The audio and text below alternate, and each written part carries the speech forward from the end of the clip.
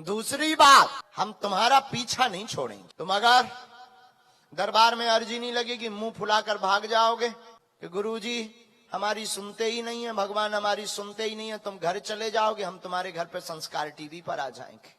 तुम उसको देखना बंद कर दोगे कि नहीं देखना है, न्यूज लगा लोगे तो कोई दिक्कत नहीं, हम तुम्हारे मोबाइल में यूट्यूब पर घुसाएंगे। तुम तब भी हमसे पीछा छुड़वाओगे तो हम तुम्हारी रील में घुसाएंगे, और तुम तब भी पीछा छुड़वाओगे तो हम फिर भी पीछा छोड़ने वाले नहीं है माय डियर, हम तुम्हारे सपने में आ जाएंगे। पर तुम भी कहोगे चल मन बागेश्वर धाम, जहां विराजे बालाजी हनुमान। और हम एक बात बोलें, और जो विराजमान, हम एक बात बोलें, आज के बाद अभी से या तो तुम हनुमान जी को मानना छोड़ दो, या अभी से हनुमान जी के ऊपर सब कुछ छोड़ दो। आज से अब तुमने बहुत भटक लिया है, अब तुमने बहुत धक्के खा लिए हैं। आखिर तुम कब तक धक्के खाओगे? आखिर तुम कब तक भटकोगे? कितने तुमने गुरु नहीं बदल लिए आज तक, कितने तुमने स्थान नहीं बदल लिए आज तक, कितने तुमने उपाय नहीं कर लिए, कितने तुमने दरबार नहीं बदल लिए, कितने तुमने विधान नहीं कर लिए, और तुम्हारे हाथ लगा भी क्या आज तक? खाली। तुम्हारे हाथ लगा भी क्या? केवल धक्का, झूठी और निराशा, झूठी आशा, और बाद में फिर हाथ खाली का खाली। और अंततोगत्वा अब तो तुम्हारे मन में भगवान है भी कि नहीं, ये भी प्रश्न उठने लगे। भगवान सुनते भी कि नहीं, ये भी तुम्हारे मन में प्रश्न घायल करने लगे, तुमको घायल करने लगे।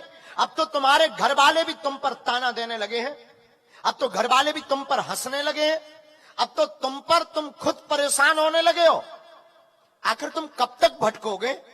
आखिर तुम कब तक धक्के खाओगे? आखिर तुम कब तक गुरु बदलोगे? आखिर तुम कब तक नियम बदलोगे? अब एक काम करो, जग जाओ। कलयुग के राजा हनुमान जी हैं। मैं तुम्हें इस गद्दी से दावे के साथ कहता हूं, तुम हमें मानना या न मत मानना, और हमको मानने की भी आवश्यकता नहीं है।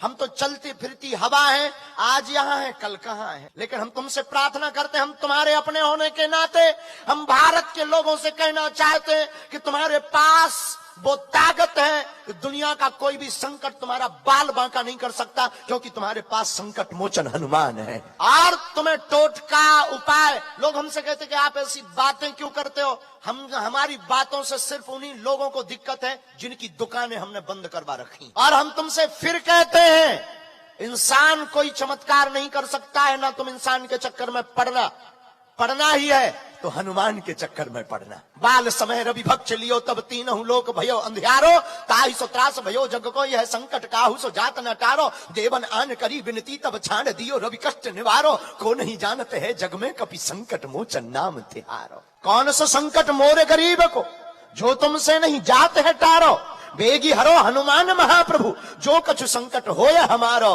को नहीं जानते है जग में कपि संकट मोचन नाम तिहार। तो तुम जगह जगह भटक रहे हो, पंथों को बदल रहे हो, टोटकों के चक्कर। यही कलयुग में महिमा किसकी है? बोलो बोलो बोलो। बागेश्वर हमारी नहीं है, किसकी महिमा है?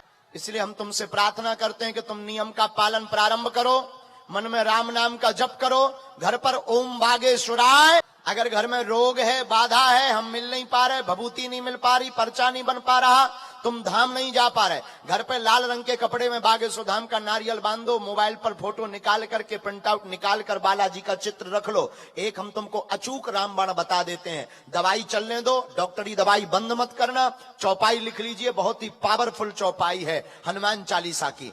नासे रोग हरे सब जपत निरंतर, नासे रोग जपत निरंतर। इस चौपाई को 108 बार बोलिए, 5 आहुति सन्यासी बाबा के नाम की दीजिए, और इसके बाद एक कटोरी गंगा जल में फूंक लगाकर रोगी को 40 दिन प्रारंभ कर दीजिए, रोगी को आराम लगे। काम सफल नहीं होते, महीने में एक बार बागेश्वर धाम की पेशी करना प्रारंभ कर दो।